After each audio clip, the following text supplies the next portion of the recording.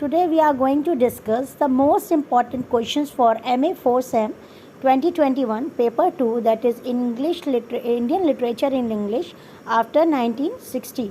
So let's start with the syllabus. First we have to see the syllabus, that what are the poetry or what are the things or work is in our course. So first of all I would like to discuss the pattern of the question paper.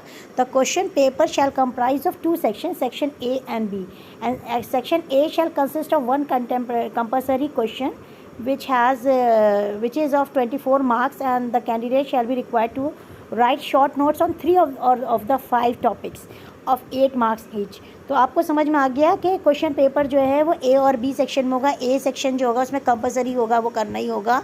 उसमें से आपको 5 मिलेंगे, या वो आपका topic हो सकता है, या आपका शॉर्ट नोट हो सकता है, रेफरेंस टू कॉन्टेक्स्ट हो सकता है, और आपको 3 करना है. और सेक्शन बी में आपको 5 में से 3 क्वेश्चंस करने हैं, यानी आपको 17 मार्क्स ईच के आपको 3 करने हैं. सो प्लीज़ टेक केयर कि आपको 3 करने हैं बी में से, और उधर आपको जो आपको मिलेगा उसमें से अभी आपको 3 करने हैं. तो 3 to 3 6 आपको दोनों में करने हैं. फिर आप थोड़ा सा सिलेबस को देखेंगे. Indian literature in English after 1960. तो निजी म्यूज़िकल हैं जिनमें से हमें पोइट्री उनकी जो मिली है पढ़ने के लिए वो है enterprise, night of the scorpion, the visitor, background casually, good bye party for miss Pushpa TS, poem and separations. Kamala Das हैं the freak, my mother's house, grandmother's house, a hot noon in Malabar, the sunshine cat, the invitation, the looking glass. और A Ramanujan है जिसमें से हमें looking for a cousin, on a swing, a river, of mothers, among other things, love poem for wife and wife I, small scale reflection on a great house, obituary.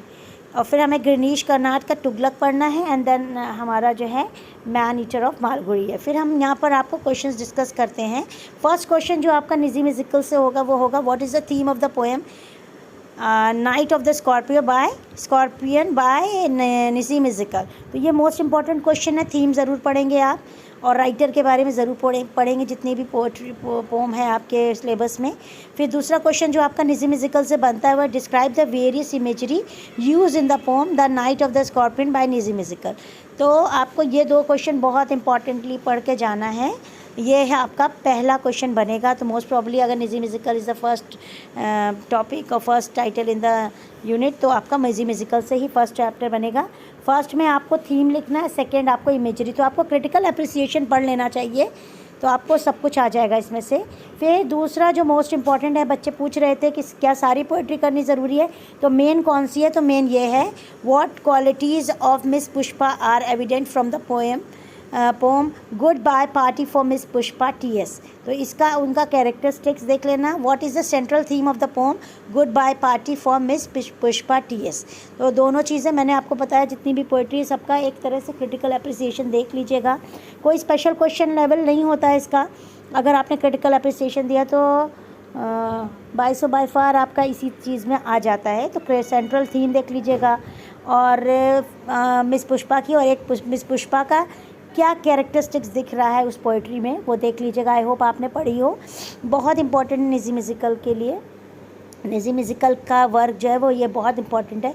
बाकी की और भी poetry है निजी म्यूजिकल की, तो 2 question तो इसमें से बनेगा ही.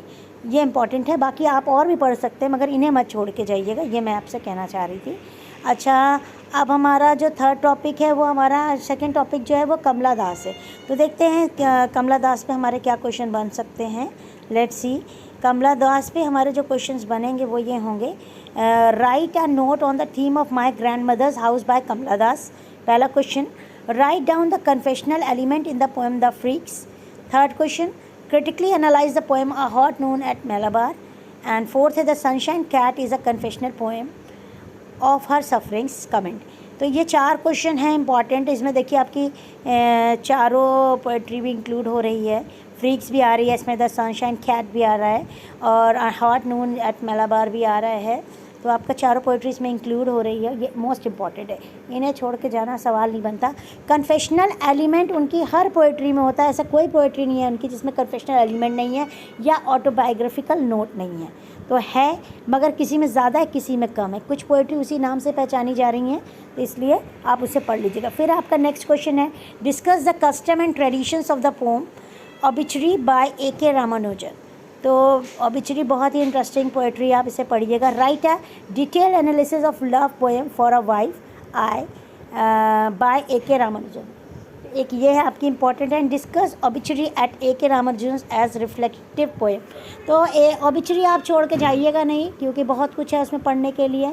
बिजी म्यूजिकल में इंडियननेस, मैंने आपको बहुत सारे नोट्स भेज रखे हैं, जितने भी क्वेश्चन मैंने यहाँ डाले सबके आंसर भी मैंने आपको ग्रुप में डाल दिए हैं, तो आप एक बार उसको भी देख लीजिएगा। इसी पे मत रिलाई करिए कि बस यही देख लें, इसके आंसर आपको पता होना चाहिए। ये नहीं कि आप यही क्वेश्चन आ रहे हैं, मगर इसके आंसर आप जब पढ़ रहे होंगे तो आपको बहुत कुछ क्लियर हो जाएगा।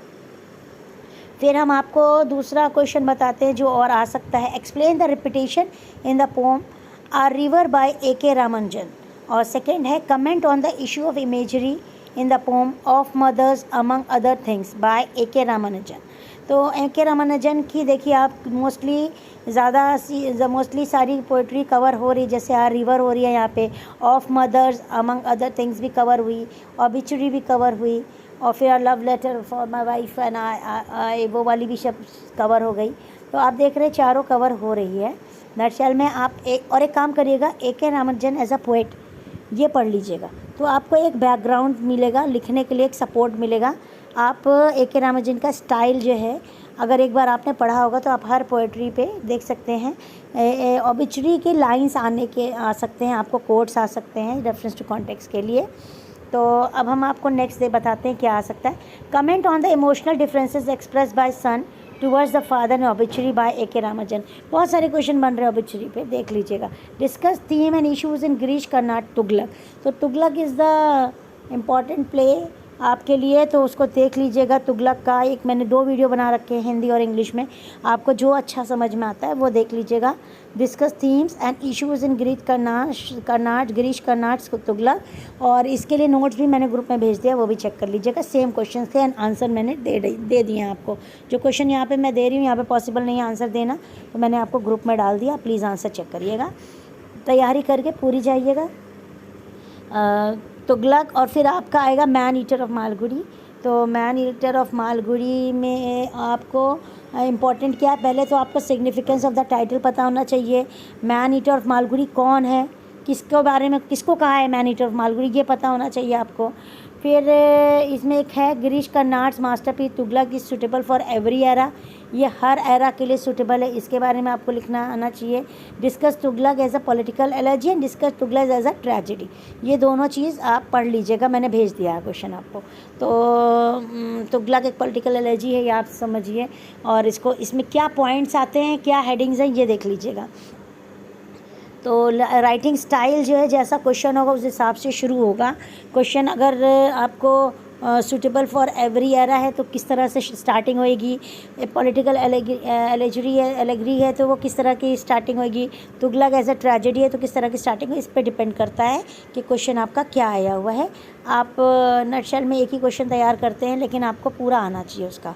फिर आपको मैंने अभी बताया कि मैन ईटर ऑफ मालगुडी भी आपके कोर्स में है। तो what is the significance of symbolism या significance of the title man eater of the Malgudi, और discuss man eater of Malgudi as a picaresque novel, और what is the significance of symbolism in the character Aziz and Azam in the play. ये कुछ important question है। एक ये है पिकारेस्क्यू novel. पिकारेस्क्यू novel क्या होती है, फर्स्ट नरेटिव होता है इसमें, और दूसरा ये होता है जो नॉवल में जो हीरो होता है वो एक लो बॉर्न होता है, और वह कई मिलियो में अपने आप को सर्वाइव और सेटलमेंट करता रहता है, और उसमें वो उस सर्वाइवल के बारे में बात करता है। एक रास्कल कह सकते हैं, rascal is not a right word to use here, but picaresque novel में जो प्रोटैगनिस्ट होता है उसका जो और हीरो होता है वो अनलाइक एरिस्टोटल के एक नोबल बॉन्ड नहीं होता है, एक लो बॉन्ड होता है. Okay. What is the significance of symbolism in the characteristic Aziz and Azam in the play. तो ये सिम्बॉलिज्म आप पढ़ लीजिएगा, इतना आप पढ़ लीजिएगा. आपको लग रहा होगा ये बहुत मुश्किल है, मैम ने इतने सारे क्वेश्चन दे दिए. तो आपको मैं बता दूं, मैंने सारे ही क्वेश्चन जो बन सकते थे मैंने बता दिए आपको. अगर आप इसके आसपास, अब अच्छा है ना कि आपने पूरे नहीं भी तैयार करते, लेकिन आपको पता तो है कि यही क्वेश्चन आ सकते हैं, इसी तरह से क्वेश्चन आ सकते हैं. तो अगर आप इतना तैयार कर जाते हैं कुमाऊं यूनिवर्सिटी के लिए, तो आपके लिए इतना मुश्किल नहीं होगा. इससे थोड़े ईजी ही क्वेश्चन आ जाएंगे. तो आप इतना तैयार कर लीजिएगा. अगर आपको रियली है कि मैं अच्छा स्कोर करूं, क्योंकि आपका ये 4th सेमेस्टर है, लास्ट सेमेस्टर है, तो इतना भी आपके लिए काफ़ी होगा. बहुत ही डिमांड में मैंने बनाया है आपके लिए. प्लीज़ इसको वॉच करिएगा.